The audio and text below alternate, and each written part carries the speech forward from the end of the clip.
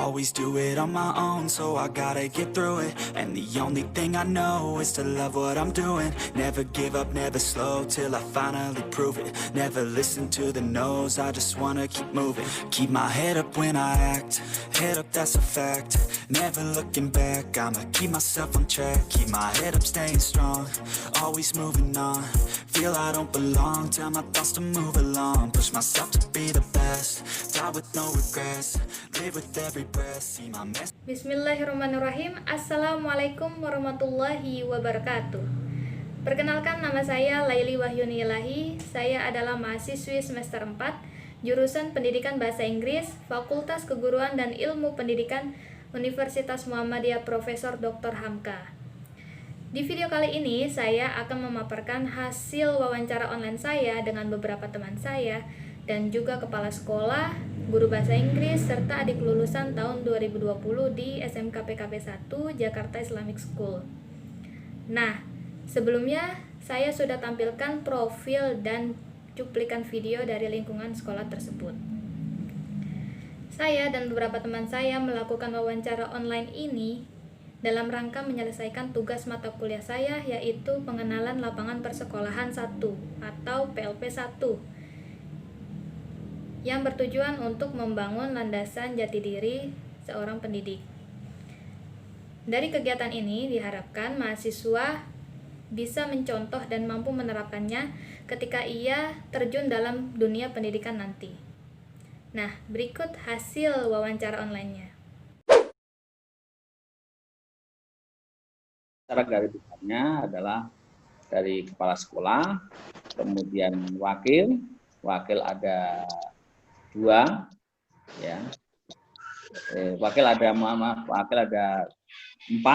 ada wakil kurikulum, ada wakil kesiswaan, ada wakil bidang hubungan industri, kemudian satu lagi adalah manajemen mutu. Untuk mempersingkat waktu, kita lanjut ke video selanjutnya. Struktur organisasi SMK PKP 1 Jakarta Islamic School terdiri dari kepala sekolah, kemudian ada wakil. Wakil ini terdiri atas 4. Yang pertama adalah wakil kurikulum, yang bertugas untuk memproses atau mendistribusikan jam pelajaran, termasuk mengisi jam guru-guru sesuai mata pelajaran masing-masing. Kemudian, kurikulum yang digunakan pun adalah kurikulum 13 revisi untuk kurikulum kedinasan. Kemudian yang kedua ada wakil kesiswaan yang bertugas untuk menangani tentang kesiswaan, contoh kegiatan kerohanian, ekstrakurikuler, perlombaan, ataupun peringatan. Nah, di bawah naungan wakil kesiswaan ada yang namanya pembina OSIS, pembina pramuka, dan pembina ekstrakurikuler. Kemudian yang ketiga ada wakil hubin atau hubungan industri. Tugasnya adalah menjalin hubungan kerjasama dengan perusahaan-perusahaan sesuai dengan jurusan yang ada di SMK PKP 1. Contoh, program keahlian teknik otomotif bidang bengkel atau servis kendaraan ringan. Itu menjalin kerjasama dengan perusahaan AAS. Kemudian yang kedua, program keahlian teknik komputer dan informatika bidang TKJ atau teknik komputer dan jaringan, kerjasama dengan Aksio dari Bandung. Kemudian program keahlian manajemen perkantoran dan akuntansi itu bekerja sama dengan beberapa instansi perkantoran, contoh Telkom, bank, kantor pos, dan lain-lain. Kemudian yang terakhir ada wakil manajemen mutu yang bertugas untuk menjamin mutu sekolah. Dan sekolah PKP 1 ini sudah menerapkan ISO 971 tahun 2015. Kemudian di bawah wakil ada yang namanya kepala program atau kepala keahlian sesuai dengan jurusan. Kemudian di SMK PKP 1 ini ada 6 jurusan. Yang pertama, teknik otomotif bidang teknik kendaraan ringan. Yang kedua, teknik komputer dan informatika bidang teknik komputer dan jaringan. Yang ketiga, teknik komputer dan informatika bidang rekayasa perangkat lunak. Kemudian yang keempat, teknik komputer dan informatika bidang multimedia. Yang kelima, manajemen perkantoran. Yang terakhir, akuntansi dan keuangan. Oleh karena itu, ada 6 kepala program atau kepala keahlian di SMK PKP 1. Lalu kemudian ada namanya kepala bengkel. Tugasnya adalah membantu tugas dari kepala program. Yang terakhir ada tata usaha, bagian tata usaha. Di dalamnya ada ketua tata usaha, kepala tata usaha, kemudian ada bagian keuangan atau bendahara, ada bagian persuratan, kemudian yang terakhir ada bagian pencatatan inventarisasi peralatan sekolah. Tentang kehadiran anak, mulai dari pembelajaran jam 6:30 sampai jam 3:30. 6:30 atau 6:30 itu masuk jam pertama, itu kurang lebih sekitar 20 menit ada kegiatan namanya tadarus. Semua kelas dipimpin oleh guru jam pertama. Jadi ada tadarus, ya. Yang pertama, tentang kehadiran anak. Anak wajib hadir di sekolah pukul 6:30. Kemudian anak tidak boleh absen lebih dari 10%. Kalau sebulan itu 1 kali tidak hadir. Untuk 1 tahun berarti 12 kali tidak hadir. Kemudian untuk kerapihan, peserta didik harus memakai seragam sesuai dengan harinya. Untuk hari Senin, karena ada upacara, seragamnya putih-putih, rapi, dengan rompi, topi, dan dasi. Kemudian hari Selasa putih abu-abu, hari Rabu pramuka, hari Kamis batik, dan hari Jumat muslim. Kemudian untuk penampilan, tidak boleh memiliki rambut panjang untuk laki-laki, tidak boleh menutupi telinga dan mata. Kemudian terkait kekerasan dan sebagainya, kalau ada yang berkelahi atau memakai narkoba dan lain-lain, ada kemungkinan untuk dikenakan sanksi, yaitu drop out atau dikeluarkan dari sekolah. Seremonial contoh kegiatan untuk peringatan Hari Besar Islam atau HBI, ya. Ini kegiatan-kegiatan keagamaan yang yang kita lakukan sesuai dengan nama hari besar tersebut. Contoh untuk tahun baru Islam ini kita mengadakan lomba ceramah, ya, tapi dalam bentuk video. Jadi nanti video ceramah itu anak dikirim ke panitia, kemudian nanti kita nilai. Yang pertama ada peringatan Hari Besar Islam. Seperti pada tahun baru Islam tahun ini, sekolah mengadakan lomba ceramah dalam bentuk video.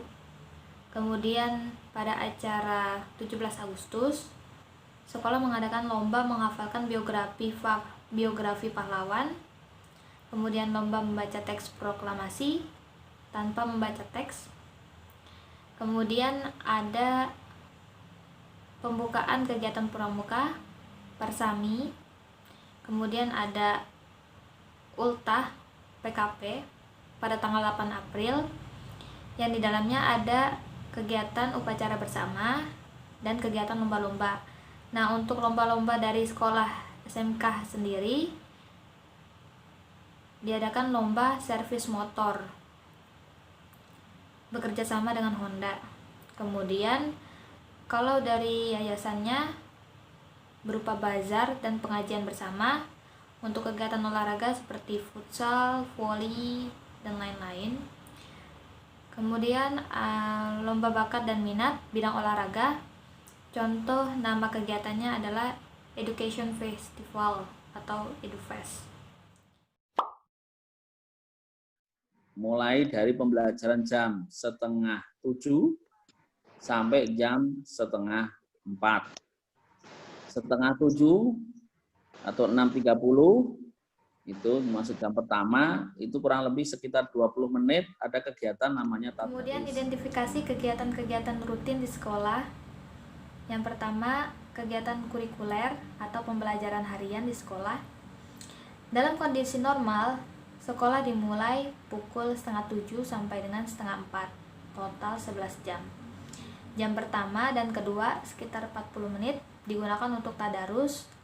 Semua kelas dipimpin oleh guru yang mengajar pada jam pertama. Kemudian jam ketiga sampai dengan jam keempat sekitar jam 9:45 digunakan untuk sholat duha dan menghafal surat. Kemudian jam 10 istirahat. Kemudian 2 jam untuk pelajaran sampai sholat zuhur berjamaah. Kemudian 4 jam untuk pelajaran sampai dengan 3:30, kemudian sholat asar dan pulang. Lalu bagaimana dengan pembelajaran harian dalam masa COVID-19? Tentu saja ada perubahan, yang tadinya 11 jam menjadi 6 jam. Dari jam 8 siang sampai dengan jam 2 siang. Kemudian untuk kegiatan kokurikuler atau pembelajaran di luar kelas, sekolah sering mengadakan kunjungan ke perusahaan-perusahaan industri di luar sekolah. Contoh, kegiatan kunjungan industri untuk anak kelas 10 ke Ahas Land Park di Cikarang. Kemudian kunjungan ke pabrik Kratindeng, ke pabrik Indofood. Semua sesuai dengan perizinan dari perusahaan tersebut. Perkiraan estimasi pembuatan perizinan dari perusahaan sekitar 2-3 bulan. Kemudian untuk ekstrakurikuler di SMK PKP 1 sendiri ada hadro, tari saman, marching band, voli, futsal, dan pramuka. Sedangkan dari yayasan ada karate dan camping. Dari hasil wawancara online saya dan teman-teman saya menyimpulkan bahwa terdapat beberapa karakteristik peserta didik SMK PKP 1. Yang pertama adalah Islami, terbukti dari banyaknya kegiatan-kegiatan Islami dan pembiasan-pembiasan positif Islami yang dilaksanakan di sekolah. Kemudian berkarakter, terbukti dari adanya peraturan dan tata tertib sekolah mengenai karakter, contoh membiasakan bertutur kata sopan, menghormati guru, dan lain-lain. Kemudian yang ketiga, ramah, berkaitan dengan poin sebelumnya. Keempat, rapi. Hal ini dilihat juga dengan adanya peraturan ketat mengenai kerapihan. Kemudian yang terakhir terampil. Hal ini dibuktikan dengan sering diadakannya kegiatan-kegiatan yang menunjang keterampilan para siswa SMK PKP 1. Baik keterampilan kejuruan maupun seni, minat bakat, dan lain-lain. Biasanya ya, kalau misalkan kita masuk kelas, pasti kita menanyakan kabar dulu ya ke anak-anak, jangan langsung ke materi. Kita tanya kabar anak-anak, terus motivasi anak-anak, dan selanjutnya untuk melanjutkan ke materi kita selanjutnya. Biasanya Bu Wiwi dalam mengajarkan bahasa Inggris di SMK PKP 1 menggunakan berbagai macam metode pengajaran seperti metode ceramah, tanya jawab, dan lain-lain, tergantung materi apa yang akan beliau ajarkan. Ya, sebelum memulai pelajaran, beliau akan menanyakan terlebih dahulu kabar peserta didik, kemudian memotivasinya, dan recalling materi pada minggu lalu atau pembelajaran sebelumnya. Contoh materi minggu lalu yaitu suggestion dan offering. Nah, Bu Wiwi akan meminta kepada salah satu muridnya untuk memberikan ekspresi bagaimana suggestion dan offering. Lalu, beliau akan meminta kepada teman yang satunya untuk memberikan respon. Kemudian peraturan selama pembelajaran online. Yang pertama, di Google Meet diberikan 15 menit sebelum pembelajaran dimulai. Tapi, Tidak setiap saat pembelajaran dilaksanakan melalui Google Meet, melainkan pembelajaran akan juga dilaksanakan melalui Google Classroom atau WhatsApp. Kemudian adapun kendala selama pembelajaran online, yaitu yang pertama, agak lambatnya respon siswa dalam mengumpulkan tugas. Kemudian masalah kuota dan waktu. Lalu apabila murid yang telat mengumpulkan tugas tetap ditunggu, namun akan dikurangi nilainya. Lalu bagaimana cara Bu Wiwi dalam mengapresiasi siswa yang unggul atau berbakat dalam bahasa Inggris? Caranya adalah dengan memberikan reward atau hadiah.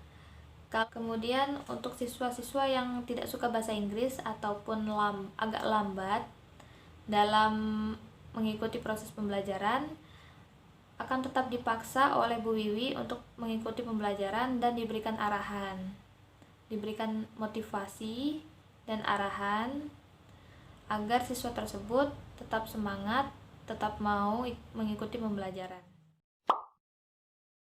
Itu sebelum pandemi, tapi rumornya emang udah kesebar sih, Kak. Nah, tapi alhamdulillah berjalan dengan baik. Tetapi pas sampai di UN, karena kan kita kan ada protokol kesehatan juga, dan sempat ditunda, jadi sampai nggak jadi. Kita berarti udah berhenti UN nih, Kak. Jadi kita nggak melaksanakan UN. Nilainya pun kata guru diambil dari nilai rapot. Gitu.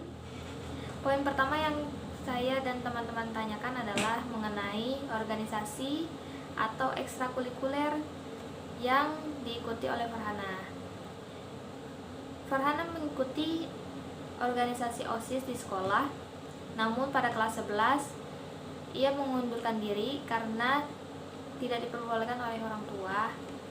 Kemudian ia juga ikut ekstrakurikuler Saman, namun pada kelas 11 dia keluar karena ingin lebih fokus pada ujian.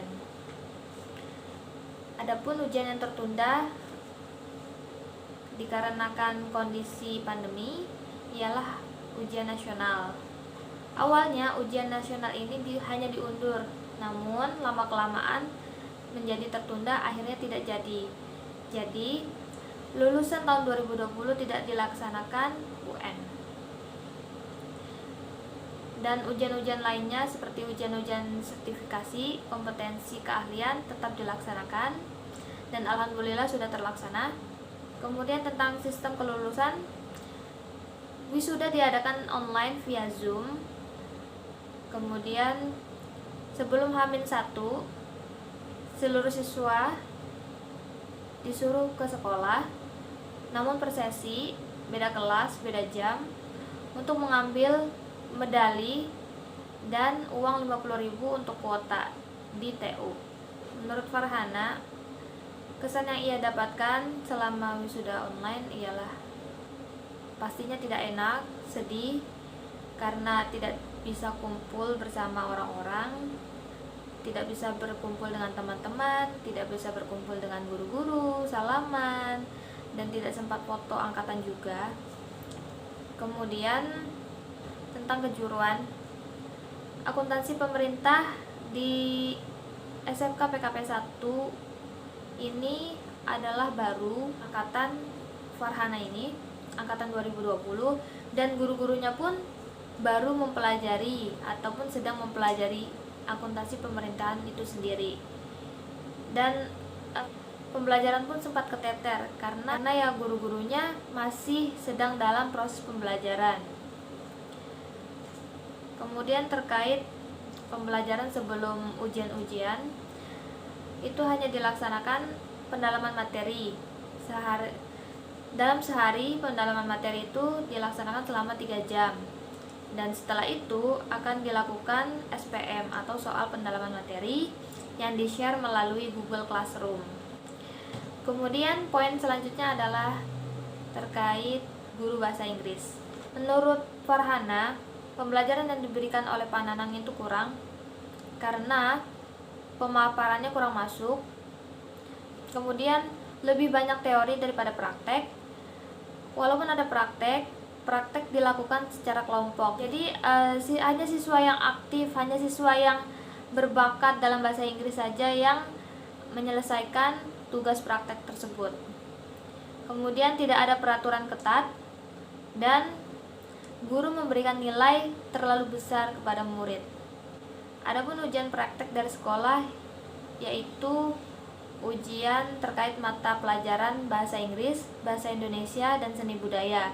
Sedangkan ujian praktek kejuruannya ialah ujian sertifikasi atau tes kompetensi di bidang yang diambil. Dari hasil wawancara online saya dan teman-teman saya menyimpulkan bahwa terdapat beberapa karakteristik peserta didik SMK PKP 1. Yang pertama adalah Islami.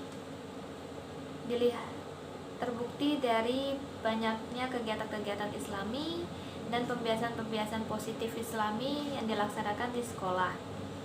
Kemudian berkarakter, terbukti dari adanya peraturan dan tata tertib sekolah mengenai karakter, contoh membiasakan bertutur kata sopan, menghormati guru, dan lain-lain. Kemudian yang ketiga, ramah, berkaitan dengan poin sebelumnya. Keempat, rapi. Hal ini dilihat juga dengan adanya aturan ketat mengenai kerapihan. Terakhir, terampil. Hal ini dibuktikan dengan sering diadakannya kegiatan-kegiatan yang menunjang keterampilan para siswa SMK PKP 1, baik keterampilan kejuruan maupun seni, minat bakat, dan lain-lain.